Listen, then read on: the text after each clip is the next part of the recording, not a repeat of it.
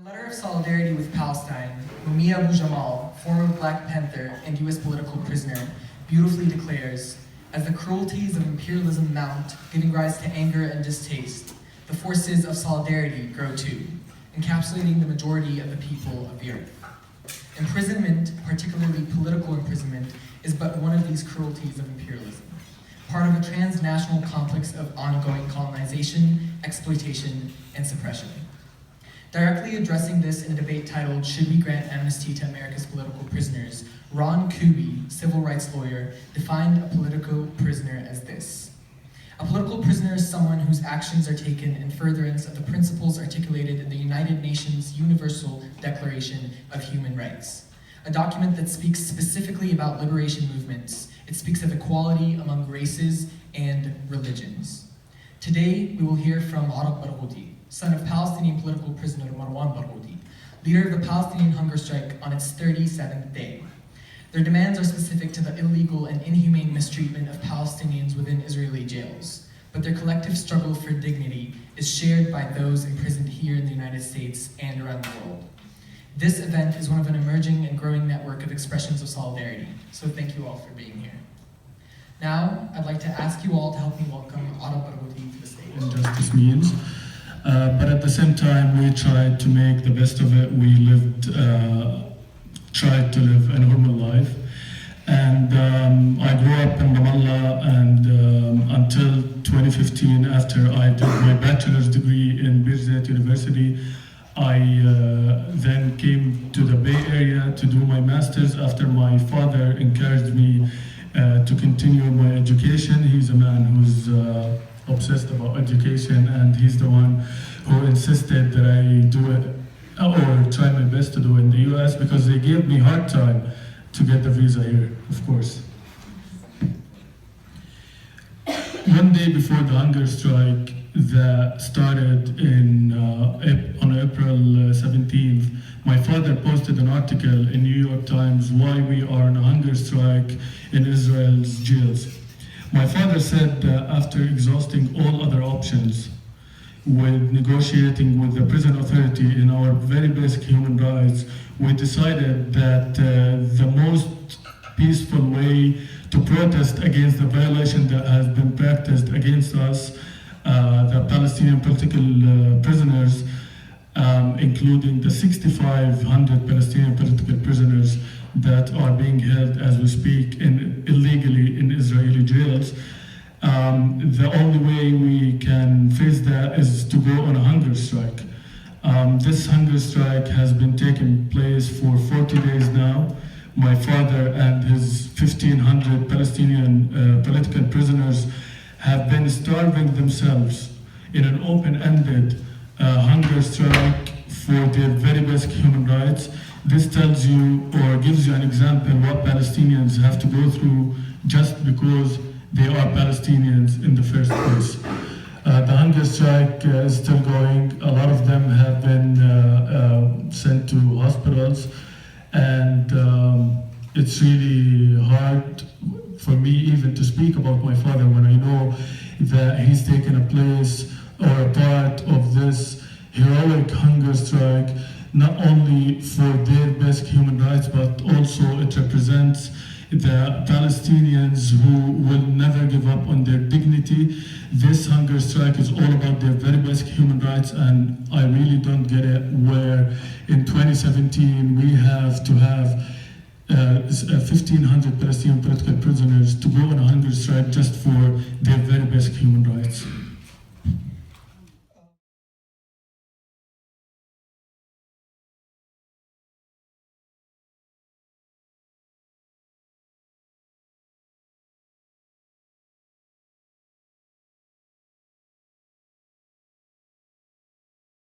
Been for the prisoners' families to deal with their loved ones being incarcerated and their loved ones having to go through the hunger strike? Everyone should know that the prisoners don't suffer by themselves. The families suffer. I happen to be someone who knows what it means to be a son of a political prisoner in Israeli jails. I was 11 years old when the Israeli soldiers came to our house and took the whole house and gave me with my two siblings and my mother in one bedroom, and we had to take their permission to go to the bathroom. We had to take permission to go to the kitchen. I know very well what it means of having a father who's a freedom fighter advocating for peace, but at the same time who will never compromise on the Palestinians' rights. A few weeks later, after this incident, after they stayed in our house for 4 days, I went to my uncle's house to escape from Ramallah, because Ramallah was a mess at that time. And I saw on TV the worst moment of my life. I saw my father surrounded with Israeli soldiers and illegally arrested, and they took him inside Israel, which is also illegal. I'm sorry that I'm going to use the word illegal a lot. We're talking about Israel here. So after that, I went to visit him. The first time he was isolated. He was being tortured, the worst ways of torture, even though he's a Palestinian parliament member. And I went there with my 1-year-old brother, Sharaf. It was really hard to go see my father after months. I knew he was tortured. I went there, crossed maybe more than 20 doors in the prison. And then when I saw him, we had glass between us with telephone and soldiers on both ways and cameras. And instead of being like depressed or sad, he had the best and the most beautiful smile on his face. He was positive, and he told us not to care about all this because this is temporary and he will be free. I think it took him longer than we expected, but I think my father will be free soon. And since we're talking about families, I should mention that a few days before I saw a mother that hasn't seen her son for 4 years. A dad who hasn't seen his son except for 6 times in 16 years. I know parents who haven't seen their sons for years and years, and this is like they just don't give you permission to go. I haven't seen my father in 2 years. I haven't been able to touch my father, shake his hands, hug him in 15 years. This is exactly what this hunger strike is all about. It's a pure humane message. It doesn't have to do anything with politics. We're not talking why they are there from the first place, because they shouldn't be there from the first place. That's another story. We will talk about that after the hunger strike is done. Can you tell us more about the national campaign for granting amnesty to Aarab Barghouthi? Various groups, including groups such as Students for Peace in Palestine, such as Jews for Peace. What are your thoughts on these beautiful acts of solidarity? Well, speaking about the saltwater challenge, what happened is that at the 7th day of the hunger strike, I gathered my friends here in the Bay Area and I told them in my house, my father is starving himself to be able to see me. And he's starving himself to be able to see his niece Talia, who's 4 years old now, and he has never met her. She was prevented at the visit room because she didn't have permission. She was 8 months at that time. I told them I need to do something, and we came up with the idea of challenge first, and then we came up with the idea of salt water. Why salt and water? Because this is the only thing these prisoners and these heroes are living on for the 40th day in a row. I started the challenge by filming myself doing the challenge, explaining it, and then I challenged 2 celebrities from the Arab world. One of them is a judge in Arab's Got Talent. It's like America's Got Talent, and he did it live in the show. The other one is Muhammad Assaf, the guy who won Arab Idol, and he also did it a few hours after I posted my video. We gained a lot of support. Nobel Peace Prize, Lawrence did it in Argentina, Adolfo Ezequiel, and a lot of people from South Africa, from UK, from here in the US, and of course all over the Arab world. It went really viral. A lot of celebrities did it. And I should mention here that also a lot of people went on solidarity hunger strikes. In Manchester, they went for 4 days. In Morocco, 1,500 people went on a hunger strike for 2 days. In South Africa, and we're gaining support from all over the world, and this shows you that the world is not quiet about the violations of human rights that the Israeli government are practicing against our heroes. And this shows you that we're not alone, and we will not stop until we put this word in front of everyone, because the Palestinian message is pure and easy.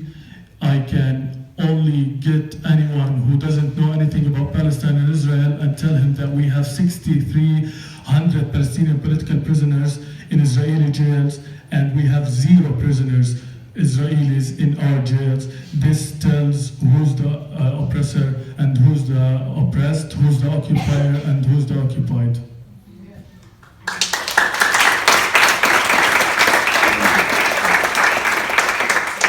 And these are Stanford people. How do you see? The ultimate goal is seeing my father free and Palestine free before him.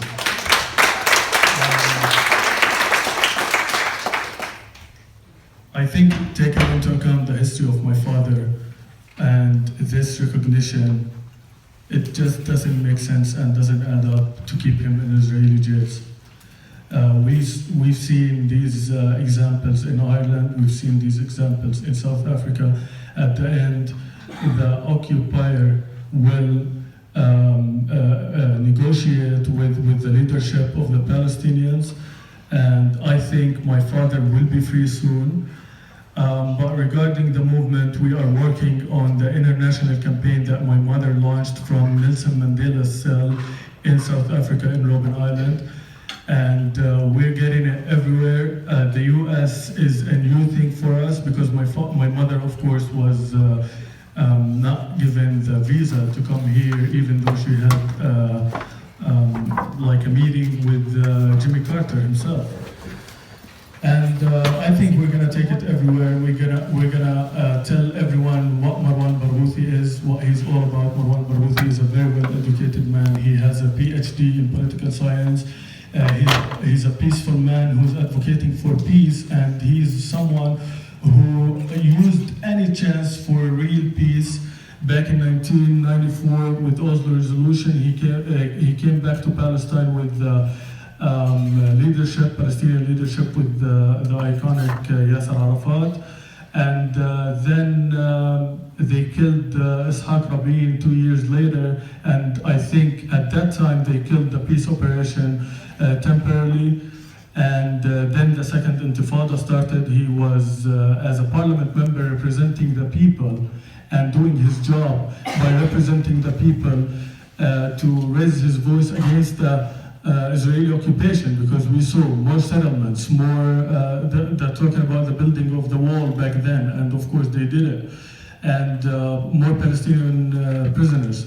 So we are talking about someone who believes in peace, who is advocating for peace, but at the same time, as I mentioned, he will not compromise on Palestinians' rights. And we will take his word to everyone, and hopefully everyone will know about Marwan Barghouthi before he's free, and I'm sure he'll be free soon. And what would you say to people who will stand against you and say this is violence for the sake of violence and not resistance? Well, I tell them, please get me any video or any statement from my father where he supported violence. He never did. He's a politician, and he's against killing civilians and against random killings. But of course he supports, and I personally support, the resistance against the Israeli occupation inside the 67 borders. That's legal in Geneva Convention, like that's legal in any international law. He didn't say he's not.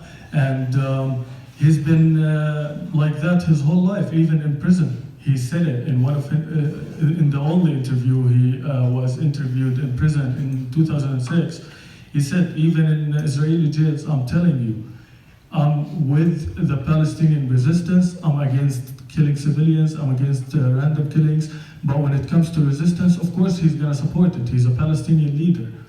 And I want to also say that this character assassination against Marwan Barghouthi that the Israeli government is using is not going to work. And I'm going to talk about the word that everyone is scared to say it. Yeah, they say he's a terrorist. And this is normal. Let me tell you what the story about a terrorist means. Is a few days ago, Gilad Adran, the Israeli minister, came to us and said that the 6,500 Palestinian political prisoners are terrorists. And if you look at it, 40% of the Palestinian male population have been imprisoned once in their life. So they say that the 40% of our male population are terrorists. This gives you the idea on how Israeli government looks at us. And we should all not forget that Nelson Mandela was once labeled as a terrorist. The Irish freedom fighters were labeled as terrorists. My father is not an exception. He is a Palestinian icon, and he will be free soon. And this character assassination will never work, because who labels them as terrorists? We're talking about the Israeli court. The Israeli court is not like an independent party. It's part of the occupation. It has a conviction rate against Palestinians that ranges between 90 and 99.7%. This tells you the whole story. They imprisoned 800,000 Palestinians in the last 50 years. So I don't think this character assassination is working and will never work, because the world knows who Marwan Barghouthi is and believes in the Palestinian cause.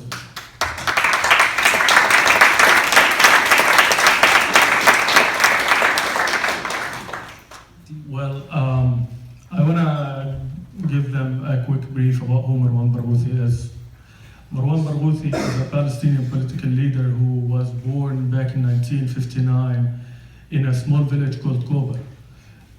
He grew up in really bad situations where 3 of his siblings had to drop out of school because they couldn't afford it. He insisted to stay in school, and he used to walk as a kid more than 1 hour to school back and forth because he couldn't even afford the bus fees. Marwan Barghouthi had the first encounter against the Israeli occupation at the age of 15, where he was walking with his dog, and the Israeli soldiers mocked him in his village, and the dog attacked the soldiers, and of course they killed the dog. My grandmother told me how my father cried for a whole week about his dog, and at that time he decided to start throwing rocks like any other Palestinian kid.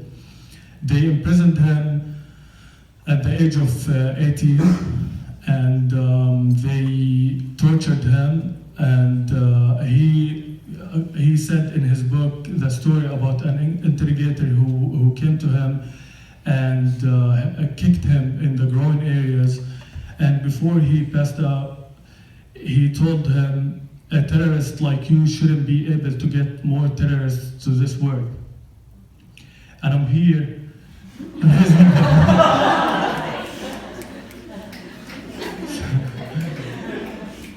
Yeah, so, and I'm here, and I have 3 other siblings, and my oldest brother, Qassam, was imprisoned for 3.5 years for being guilty of one thing, of being the son of Marwan Barghouthi. They had nothing against him, and they kept him as a student. At the age of 18, they arrested him and kept him for 3.5 years in Israeli jails, just to put more pressure on my father during his interrogation. He was released back. Let's go back to this interrogator who told him this. He was released 4.5 years after that, and he ran to my mother, and as I always describe her, the most beautiful woman on earth, because she is a really great woman. When we talk about Fatwa Barghouthi, We're talking about an example of the Palestinian woman. We're talking about the founder and one of the founders. Yeah, please, do it.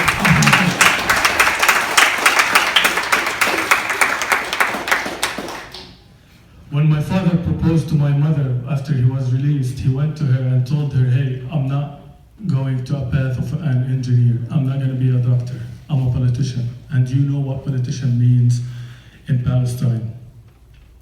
So are you ready to take this journey with me?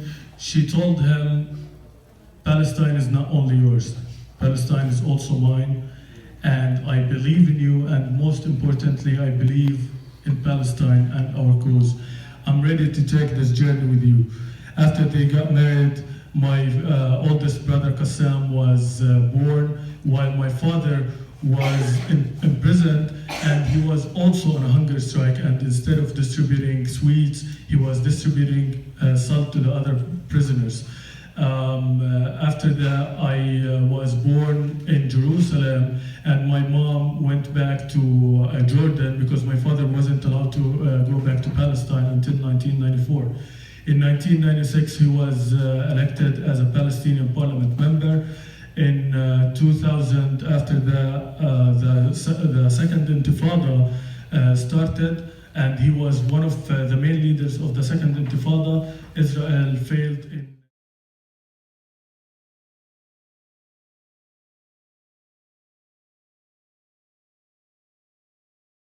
somebody who is fighting for peace.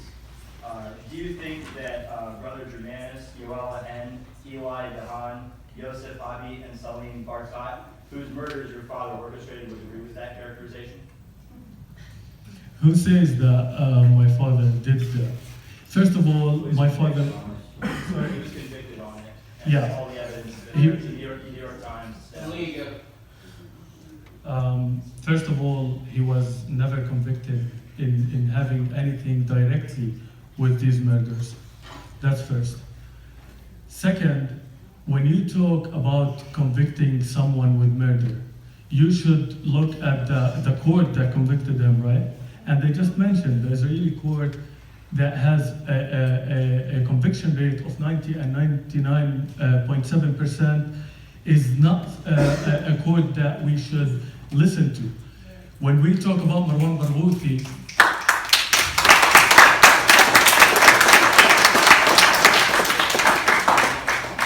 you are telling me that icons like Nelson Mandela are crazy and the Israeli court are right? Because Nelson Mandela is supporting a terrorist.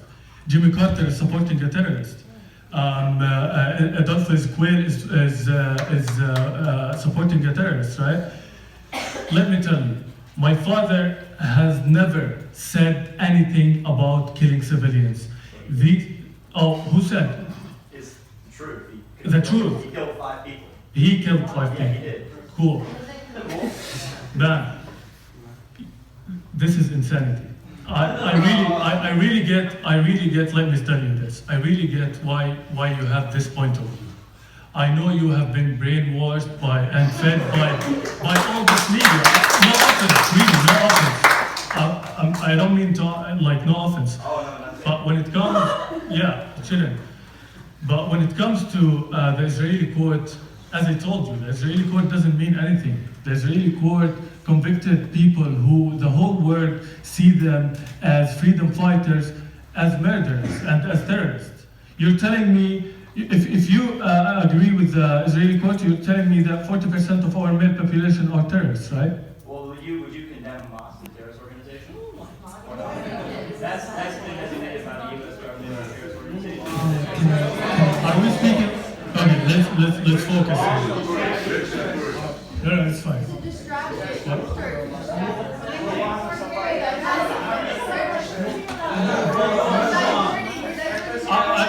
I'll talk to you after the event if you want. I'll talk to you after the event because we have a lot of people. Okay, we're moving on to the next question.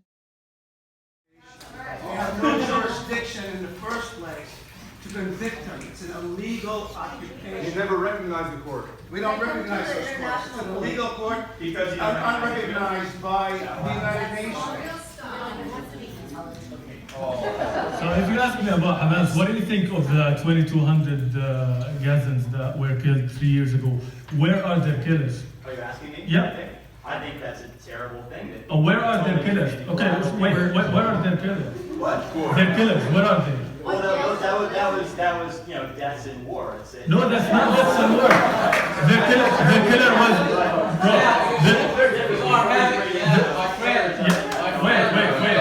You can't talk with double standards. We want to talk to the Israeli side, we need to talk to the Palestinian side as well. The 2,000 people who died in Gaza were innocent people, were ladies, old men, youth, okay? His father has never killed anybody. He has never held the weapon in front of Israelis. You have to know that. One thing. Second thing, his father is a parliament member. He has immunity. He's not allowed to be kidnapped. He's not allowed to be kidnapped from his house, from the Palestinian territories. The territories that you guys signed, Israelis signed on this. That's what you're focusing and on. also in 1993, they signed that they will never enter these territories without the permission of the Palestinian Authority. You can't go with double standards, my friend. I don't know you personally, so nothing personal. But you have to know one thing. You have to know one thing.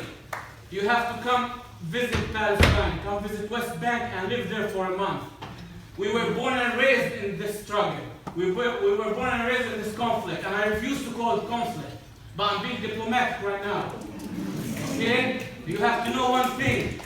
We were born and raised in Ramallah and West Bank. We are not allowed to go to churches in Jerusalem, which is 10 miles away. Here in the States, you can go all the way to the East Coast with nobody telling you to stop.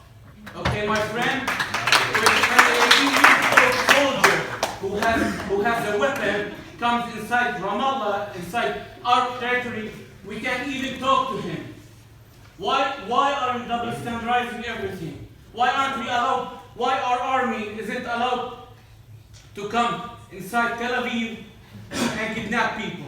Why? Do you know why? Because we respect our agreements. You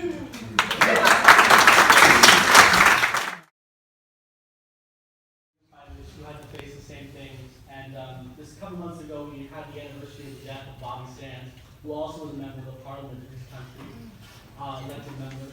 Are you worried that your father will have to, because Margaret Thatcher let Bobby Sands die in prison? I know that. Are you worried that this will happen to your father? If I'm gonna think like that, I will not be able to be here. I will not be able to raise my voice. I don't wanna think like that. My father has a sincere, great, humane message that needs to reach everyone, and it will not happen, hopefully, but let me tell you that we appreciate the Irish people. I receive a lot of messages from Irish people and quotes from Bobby Sands, and the Irish people have been there, and I think the South African people have been there, and they both got their freedom, and we're next. That's all I have to say about this. And are you familiar with the rape on the other side, the Israeli courts against Israeli soldiers killing Palestinian civilians, or for another fact, American civilians? Rachel Corrie, she was an American activist. She was killed by Israelis, and they went to court. And so was that guy convicted for killing a civilian American? no one gets convicted for killing Palestinians.